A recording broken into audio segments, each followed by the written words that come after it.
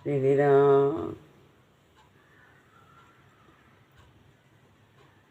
गुरुर्ब्रह्मा गुरुर्विष्णु गुरुर्देव महेश्वरा, गुरु साक्षात् परब्रह्म तस्मै श्री गुरुवे नमः।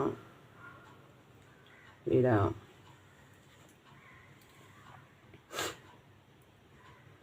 श्रीमद् भगवद गीता अध्याय 3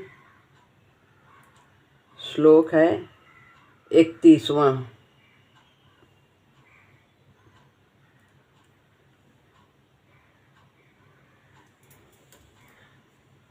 ये मे मतमिदं नित्यम् अनुतिष्ठन्ति मानवः, श्रद्धावन्तो न सूयन्तो मुच्यन्ते तेऽपि कर्मभिः।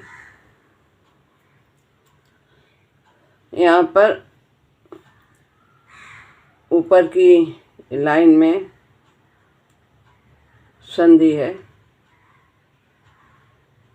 नित्य यहाँ पर 8 होता है पूरा, उसके बाद माँ है और माँ पूरा है तो आधा अक्षर निकाल करके यहाँ पर माँ की बिंदी लगा देंगे और उसके बाद जो स्वर बसता है वो आ का बसता है, तो आगे अनुतिष्ठन्ति मानवा ये पढ़ेंगे। ये माने जो मानवा मनुष्य अनुसूयंता, इसमें नीचे की लाइन में श्रद्धावंतो जो ऐसा बना हुआ अवग्रह, तो ये आ का द्योतक है, पर इससे ये साइलेंट रहता है, इसका उच्चारण नहीं किया जाता है। ये आ इसका अर्थ होता है। तो अनसूयंतो, तो का ओ की मात्रा हटा के विसर्ग बना है। अनसूयंता यानी दोष दृष्टि से रहित। श्रद्धावंतः यहाँ भी तो है, तो यहाँ भी जब संधि की जाती है तो फिर इस तरह से ओ की मात्रा हो जाती है, लेकिन यहाँ एक शब्द अलग किया जा रहा है तो ओ हट के विसर्ग बन जाएगा। श्रद्धावंतः यानी श्रद्धा पूर्वक। मैं ऊपर की पंक्ति में मेरे, मैं माने मेरे, इदम मत मिदम में इदम है। इस पूर्व वर्णित श्लोक जो पहले इसके पहले 30 वाला श्लोक बोला है तो उसके लिए आया है। मतम, मत का मत ऊपर है, मत मिदम, तो मतम इदम नित्यम, तो सदा, अनुतिष्ठन्ति, तो माँ में आ निकाला है और यहाँ पे उसकी बिंदी है।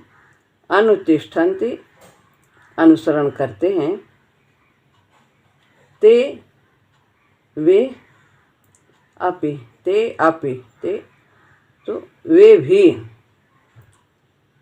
कर्म भी कर्मों के बंधन से मुच्यन्ते मुक्त हो जाते हैं। जो मनुष्य दोष दृष्टि से रहित होकर श्रद्धापूर्वक मेरे इस मत का, जो पहले कहा इस श्लोक के पहले, अध्यात्म चेतसा के इस तरह से ये तो सर्वाणि कर्माणि मयि संन्यास अध्यात्म चेतसा निर्ममो निर्ममो निराशी के निराशी निर्ममो भूत्वा युध्यस्व विगतवरा। निराशी निर्ममो भूत्वा युद्धस्व विगतवरा। तो इस श्लोक का बताया है कि जो इसके अनुसार चलता है तो वह भी कर्म के बंधन से मुक्त हो जाता है। पूर्व वर्णित मत का, मेरे इस पूर्व वर्णित मत का जो पहले वर्णन किया है मैंने, भगवान कहते हैं, तो इस मत का जो सदा अनुसरण करते हैं, हमेशा दुख हो सुख हो अनुकूलता हो प्रतिकूलता हो जीवन पर्यंत, वे भी कर्म के बंधन से मुक्त हो जाते हैं। ये मे मत मिदम श्रद्धावंतो न सूयंतो।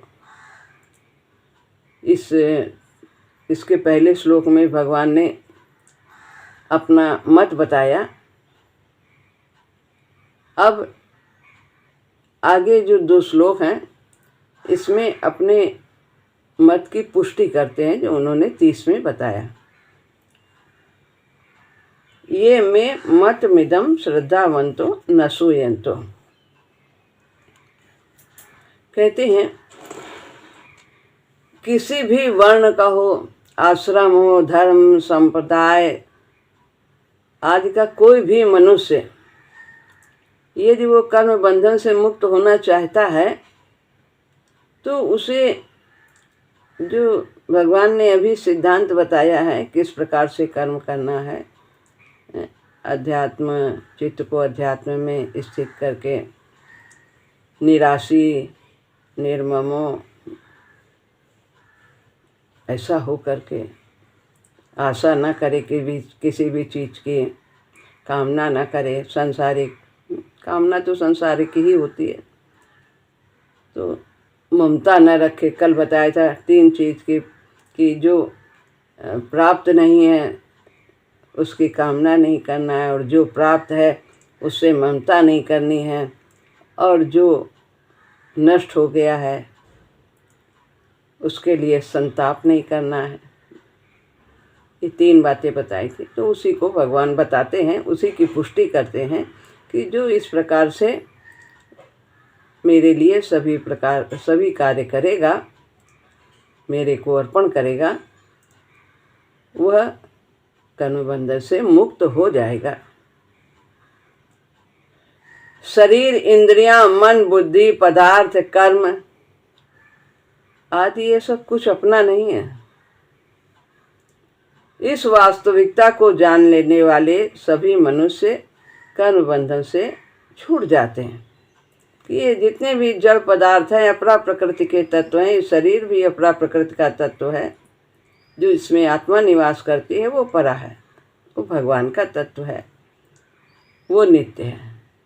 तो जो यही नाशवान वस्तु को जान लेता है कि जड़ पदार्थ जितना भी संसार का है ये सब अनित्य है, तो इतना जानने पर, ऐसा अनुभव करने पर वो सभी कर्म बंधन से छूट जाता है।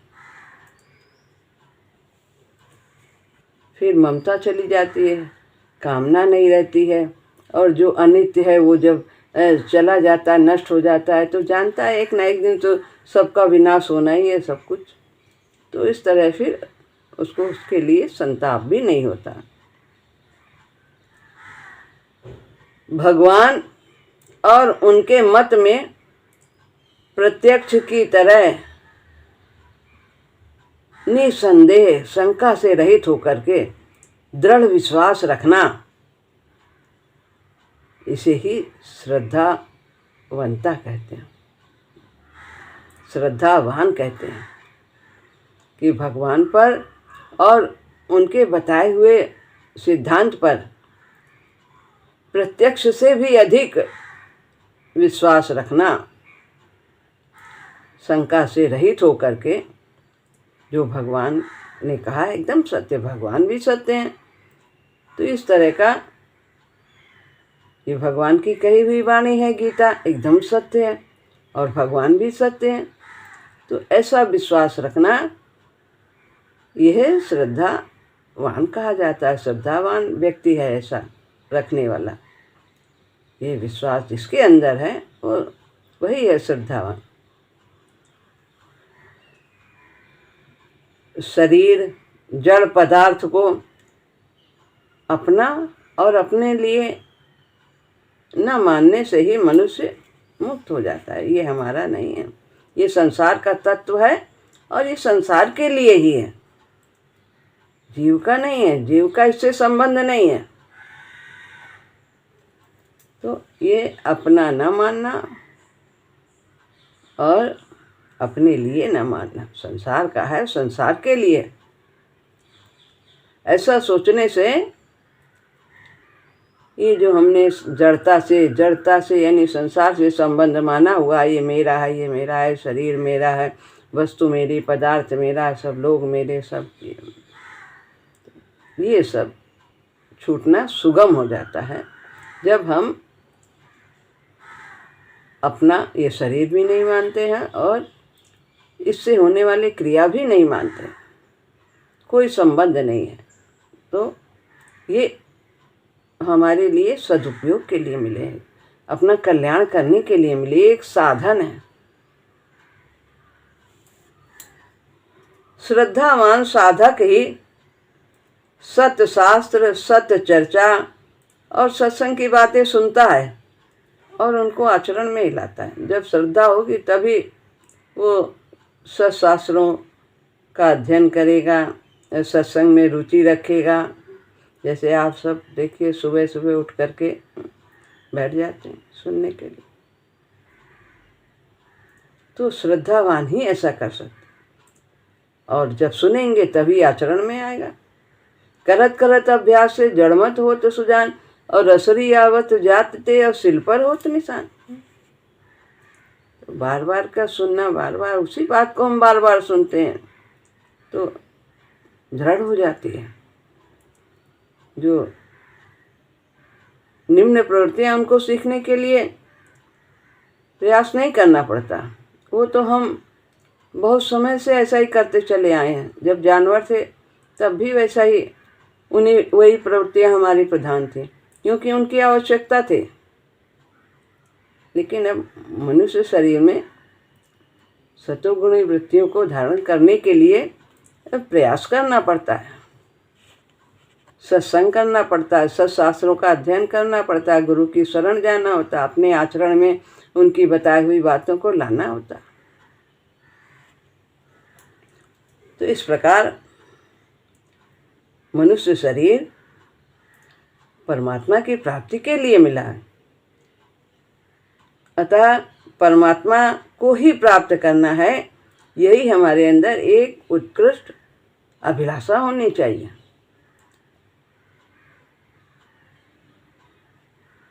जब ऐसा हो जाता है तो क्या होता है कि श्रद्धावान लभते ज्ञानम तत्परा संयतेन्द्रिया, ज्ञानम लब्ध्वा पराम शांतिम अचिरेणाधिगच्छते। ये चौथे अध्याय का 39वां श्लोक है कि सब ये स्वतः ही उसके अंदर श्रद्धा, तत्परता और इंद्रिय का संयम सब होने लगता है जब उसे शास्त्रों पर विश्वास होता है, भगवान पर विश्वास होता है, भगवान के बनाए हुए सिद्धांत पर विश्वास होता है। तो और तत्परता बढ़ जाती है और लगन से कार्य करता है, इंद्रियां स्वतः ही संयमित होने लगती हैं। तो पहली बात है हमें प्रभु की सत्ता पर विश्वास और उनके बताए हुए जो सिद्धांत हैं उन पर दृढ़ विश्वास होना चाहिए। एकदम सत्य कहा है। अतः साधक को मुख्य रूप से परमात्म प्राप्ति की अभिलाषा को तीव्र बनाना चाहिए।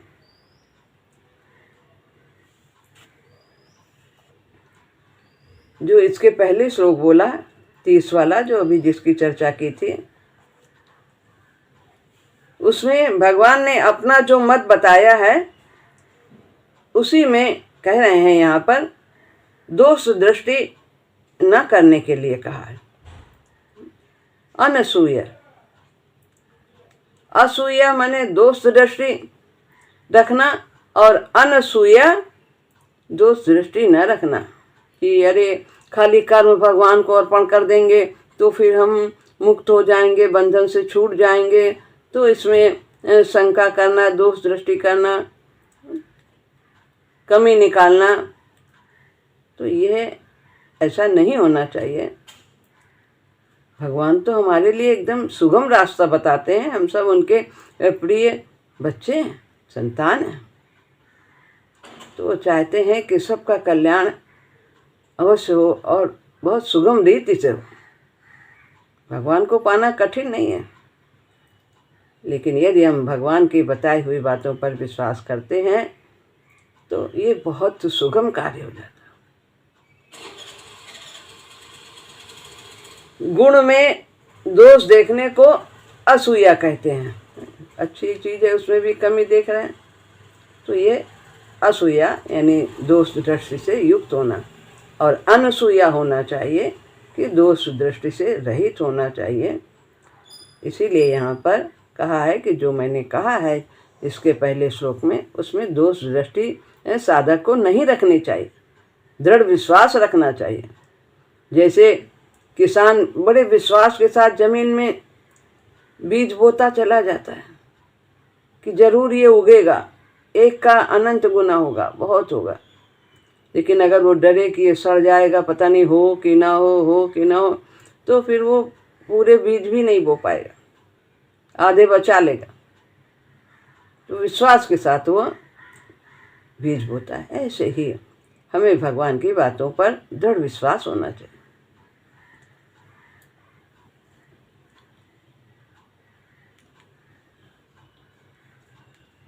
इसी प्रकार गीता श्रवण का महात्मा बताते हुए भी अंत में उधर 18वें अध्याय में भगवान ने श्रद्धावान नसूयश्च कहा है।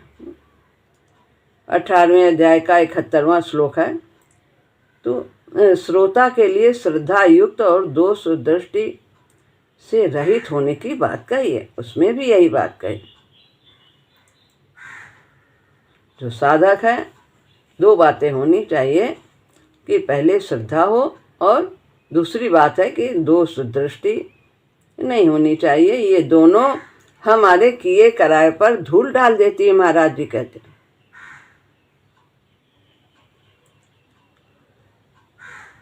भगवान का मत तो उत्तम है, पर भगवान कितनी आत्मश्लाघा, बड़ाई, अभिमान की बात कह रहे हैं कि सब मेरे अर्पण कर दो, सब जो काम करो है सब बंधन। तो लोग सोचेंगे ऐसा कि अरे ये ऐसा बोल रहे हैं कि सब कुछ मेरे ही अर्पण करो।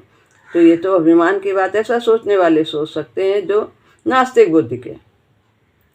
पर सब कुछ मेरे ही अर्पण कर दो, अथवा यह मत तो अच्छा है पर कर्मों के द्वारा भगवत प्राप्ति कैसे हो सकती है, शंका करेंगे। काम ये सब कर्म खाली अर्पण कर दो, जो सामान्य कर्म है उन्हें अर्पण कर दो, ये यज्ञ न करो, अनुष्ठान न करो, बहुत कुछ ना करो हैं, तो ऐसे कैसे व्रत ना करो, कठोर तप ना करो, तो ये सब कैसे भगवान मिल जाएंगे, ऐसा लोग सोच सकते हैं।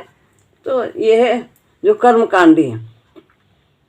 तो हमें कर्मकांडी नहीं बनना, हमें कर्मयोगी बनना है।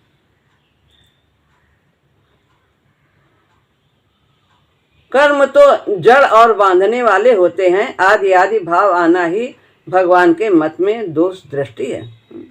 तो सब तो कहते हैं कर्म से बंधन होता है, कहते हैं कर्म को खाली भगवान कहते हैं कि अर्पण कर दो मेरे, बंधन छूट जाएगा। तो ऐसा शंका करते हैं जो अश्रद्धावान होते हैं।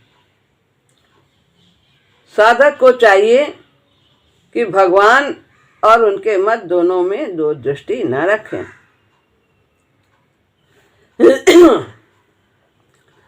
भगवान इसलिए कहते हैं ऐसा कि सब कर्म मेरे लिए अर्पण करो, इतना सुगम मार्ग बताते हैं, क्योंकि भगवान अपनी सहज करुणा से सब कुछ अपने अर्पण करने की बात करते हैं। वो करुणामयी हैं, वो हम सब पर दया करने के लिए इस तरह की बात कहते हैं कि कल्याण किस प्रकार सुगमता से हो। अतः इस विषय में दोष दृष्टि करना अनुचित है। यह तो भगवान का परम सौहार्द करुणामय वात्सल्य ही है कि अपने में कोई अपूर्णता, कमी, आवश्यकता न होने पर भी मनुष्य के कल्याण के लिए समस्त कर्मों को अपने अर्पण करने के लिए कहते हैं।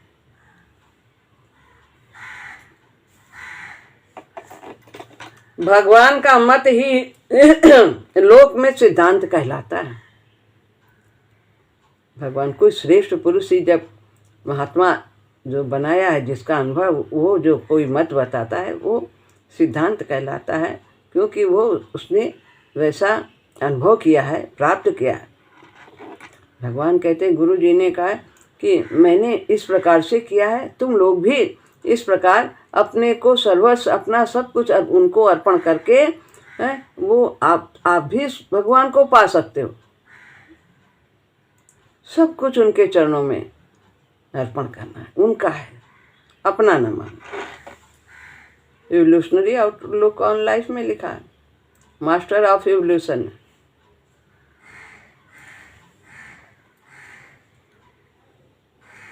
तो सर्वोपरि सिद्धांत को ही यहाँ मत कहा गया है।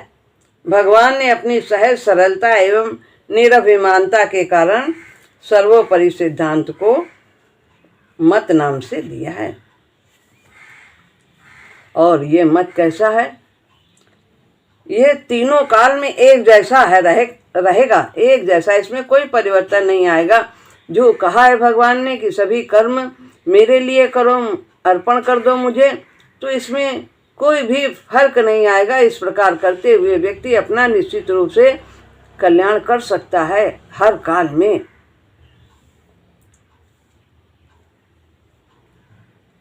चाहे इस पर कोई विश्वास करे और चाहे ना करे, सिद्धांत है। जो विश्वास करेगा वो प्राप्त करेगा। भगवान नित्य हैं, अतः उनसे संबंधित समस्त वस्तुएं भी नित्य हैं। जो उन्होंने बनाया है, जो कुछ है, वो सब परमात्मा का है। संसार कभी भी समाप्त नहीं होता है, इसमें परिवर्तन होता रहता है, बदलता है, चीज़ें उत्पन्न होती, फिर समाप्त होती, फिर होते, लेकिन संसार दिखता है। तो भगवान का बनाया हुआ ये मत भी नित्य है। भगवान नित्य हैं, जो उन्होंने प्रतिपादन किया है सिद्धांत का, वो भी नित्य है। भगवान का मत सर्वोपरि सिद्धांत है, और सिद्धांत वही होता है जो कभी मिटता नहीं। अतः भगवान का मत तो नित्य ही है, और उनका नित्य अनुष्ठान होना चाहिए। उसे हमें अपने आचरण में लाना ही चाहिए।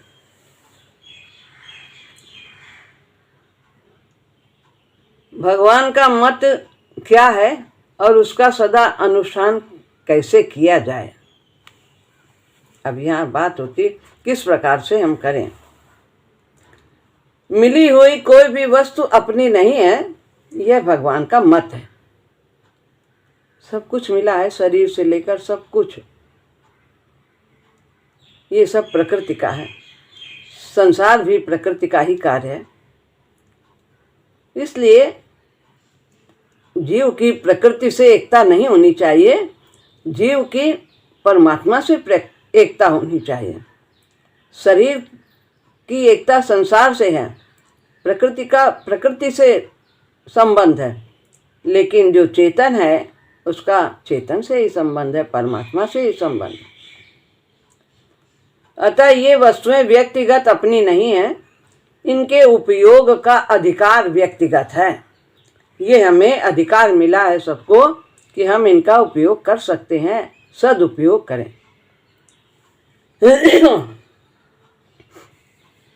इसके सिवाय जो हमारे अंदर गुण हैं, सदाचार हैं, त्याग, वैराग्य, दया आदि, ये भी हमारे अपने नहीं हैं। भगवान ने 10वें अध्याय में कहा, जितना भी ये 6 ऐश्वर्य है, ये सब मेरे ही तेज का अंश है। जो किसी में अगर थोड़ा सा भी है तो यदि यद विभूति मत सत्व, जो कुछ भी है वो मेरा ही अंश है।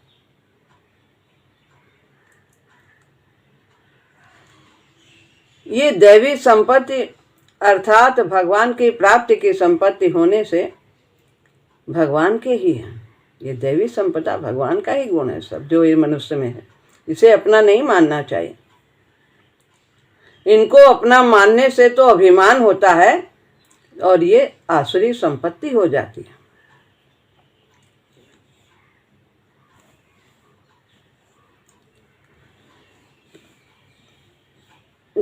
जैसे कि बताया कि जो वस्तु अपनी नहीं है उसे अपनी मानने से, उसकी प्राप्ति के लिए कर्म करने से बंधन होता है। शारीरिक वस्तुएं अपनी तो है ही नहीं और अपने लिए भी नहीं है। यदि ये अपने लिए होती तो इनकी प्राप्ति से हमें पूर्ण संतोष हो जाता, तृप्ति हो जाती। पर ऐसा नहीं है, कुछ भी मिलता है लेकिन पूर्ण तृप्ति नहीं होती, क्षणिक तृप्ति होती है, फिर दूसरी कामना लग जाती। परंतु सांसारिक वस्तुएं कितनी भी क्यों न मिल जाएं, कभी तृप्त होती ही नहीं। तृप्ति या पूर्णता का अनुभव तो उस वस्तु यानी भगवान के मिलने पर ही होता है जिसके हम तत्व हैं। जैसे संसार में सभी पुत्रवती स्त्रियां माताएं ही हैं, पर बालक को उन सभी माताओं के मिलने से उतनी तृप्ति संतोष नहीं होता है जब तक कि उसे अपनी माता नहीं मिलती। तो इसीलिए मिली हुई वस्तुओं को भूल से भले ही अपनी मानने पर वास्तव में वे अपनी हैं ही नहीं, इसलिए उनसे अपनी तृप्ति होती ही नहीं।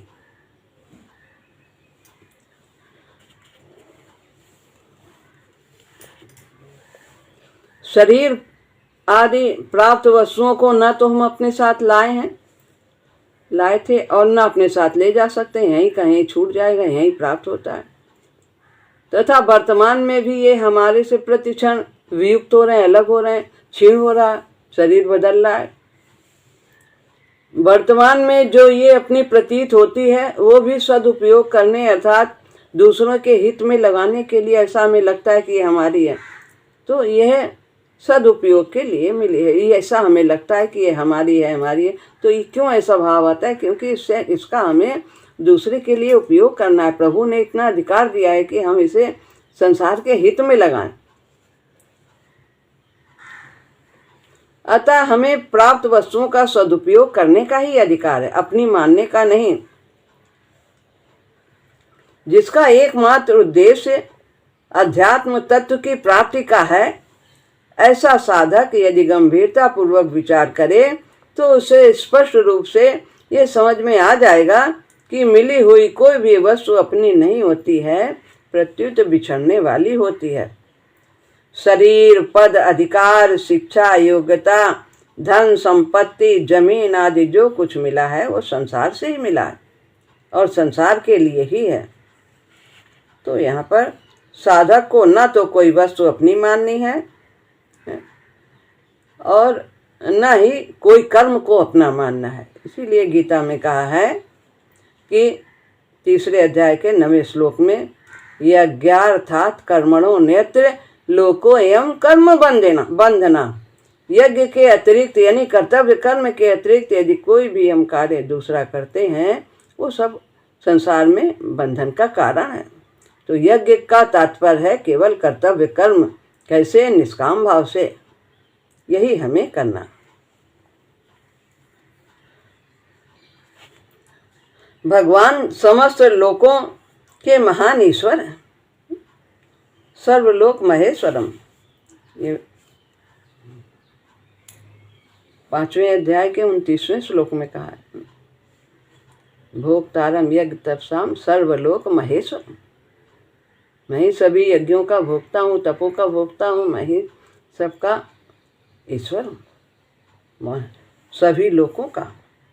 जब मनुष्य अपने को वस्तुओं का स्वामी मान लेता है तब वो अपने वास्तविक स्वामी को भूल जाता है। हम अपने को स्वामी मान लिया तो जो वास्तव में स्वामी है संसार का, फिर तो हम उनको याद ही नहीं करेंगे, हम खुद ही स्वामी बन जाएंगे। फिर भगवान की प्राप्ति कैसे होगी? उसे उन्हीं वस्तुओं का चिंतन बना रहता है। अतः भगवान को ही विश्व का एकमात्र स्वामी मानते हुए साधक को संसार में सेवक की तरह रहना चाहिए। सेवक हम स्वामी सिय नाहु, हो ही नाथ यही और निभाहु, ऐसा होना चाहिए। सेवक अपने स्वामी के समस्त कार्य करते हुए भी अपने को कभी स्वामी नहीं मानता। अतः साधक को शरीर, इंद्रिय, मन, बुद्धि, पदार्थ आदि को अपना न मानकर केवल भगवान का मानते हुए अपने कर्तव्य कर्म का पालन करना चाहिए और कर्म करने में केवल निमित्त बन जाना चाहिए। माध्यम भगवान ने बनाया, उन्होंने करवाया है ये काम, उन्होंने शक्ति दी, वस्तु भी उनकी, शक्ति भी उनकी, और लेने वाले भी वही, देने वाले भी वही। तो निमित्त हमें बना दिया, हमारे लिए कल्याण हमारी झोली में डाल दिया निमित्त बनाकर। अपने में स्वामी पने का अभिमान नहीं करना चाहिए। तो सर्वस्व भगवत अर्पण करने के बाद लाभ, हानि, मान, अपमान, सुख, दुख आदि जो कुछ भी आए उनको भी साधक भगवान का ही माने और उनसे अपना कोई भी प्रयोजन न रखे। कर्तव्य मात्र प्राप्त परिस्थिति के अनुकूल होता है। जैसा भी हमारी परिस्थिति है उसके अनुसार हमारे कर्तव्य बदलते रहते हैं। परिस्थिति के अनुरूप प्रसन्नतापूर्वक अपने कर्तव्य का पालन करता रहे। कभी चाहे मंदिर में बैठा ले पूजा करने, कभी चाहे झाड़ू लगवा ले, चाहे किसी का मल साफ करवा ले, जो उसकी मर्जी है। हर काम भगवान की सेवा है। हमारे कर्तव्य यदि हैं तो हमें उन्हें करना चाहिए खुशी खुशी निष्काम भाव से। यही भगवान के मत का सदा अनुसरण करना है। मुच्यन्ते तेपि कर्म भी। भगवान अर्जुन से मानो ये कहते कि मैं तुम्हें तो सर्वस्व मेरे अर्पण करके कर्तव्य कर्म करने की स्पष्ट आज्ञा दे रहा हूँ। अर्जुन से कह रहे हैं कि तुम करो युद्ध, मैं आज्ञा दे रहा हूँ। अतः मेरी आज्ञा का पालन करने से तुम्हारे मुक्त होने में कोई संदेह नहीं। कल्याण की बात दूसरे अध्याय में कही थी, मेरा कल्याण किसमें हो, 7वें श्लोक में। तो उसी बात को कह रहे हैं कि तू युद्ध कर, अपने कर्तव्य कर्म का पालन कर, तेरा इस समय यही कर्तव्य है। इसमें कोई संदेह नहीं कि तेरा कल्याण नहीं हुआ। परंतु जिनको मैं इस प्रकार स्पष्ट आज्ञा नहीं देता हूँ, भगवान के तो सम्मुख थे अर्जुन उस समय जब गीता का उपदेश किया। अब इस समय कहते हैं जो इस प्रकार स्पष्ट आज्ञा नहीं दे सकता हूँ तो शास्त्र के माध्यम से देते हैं। वे भी अगर इस मत मिले हुए अपना न मानकर कर्तव्य कर्म का पालन करना, जो कुछ भी मिला है इसके अनुसार चलेंगे तो वे भी मुक्त हो जाएंगे। जो इस मत के अनुसार, तुमसे तो मैंने सीधे कहा, लेकिन जो ये गीता के माध्यम से बात को सुनेंगे समझेंगे, वे भी यदि इस तरह से कार्य करेंगे, कर्तव्य करेंगे, तो वे भी निश्चित रूप से मुक्त हो जाएंगे, ऐसा भगवान कहते हैं। और भगवान की बात में निश्चित रूप से पूरी तरह से श्रद्धा रखनी चाहिए और उसका अनुसरण करना चाहिए। कारण कि यह मत ही ऐसा है कि चाहे मुझे माने या ना माने, केवल इस मत का पालन करने से ही मनुष्य मुक्त हो जाएगा। कहते हमको भी ना मानो, लेकिन जो हमने बात कही है इसको मान लोगे तो भी तुम्हारा कल्याण हो जाएगा। तो कितनी अच्छी बात भगवान ने यहाँ हम सबके कल्याण के लिए कही है। एकदम सरल साधन बताया है कि सब कुछ भगवान के लिए करते हुए हम अपने जीवन का कल्याण कर सकते हैं। श्री राम।